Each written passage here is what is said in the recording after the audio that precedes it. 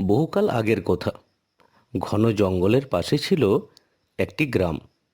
সেখানে বাস করত কিছু দরিদ্র গ্রামবাসী। তাদের প্রধান জীবিকা ছিল পশুপালন। প্রত্যেকের ছিল বেশ কিছু গাভী। দুধ বেচে তাদের সংসার চলত।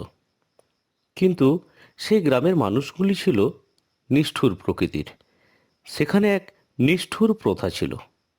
কোনো গাভীর এড়ে বাছুর জন্ম দিলে সেই বাছুরকে না খেতে দিয়ে তারা মেরে ফেলত। একদিকে যখন গাভীর সমস্ত দুধ দহন করা হতো, অন্যদিকে অসহায় চোখে তার বাছুর তাকিয়ে থাকত তার মায়ের একটু দুধ খাবার জন্য।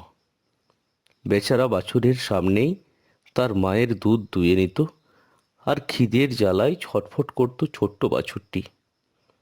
অসহায় মা গাভী চাইলেও তার বাচ্চাকে একটু দুধ খাওয়াতে পারত না।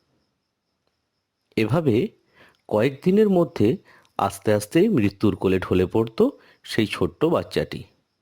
তারপর তাকে বাঁশে বেঁধে গ্রামের পাশে ভাগাড়ে ফেলে দেওয়া হতো, যেখানে শেয়াল কুকুরে ছিঁড়ে খেত তার কচি নরম মাংস।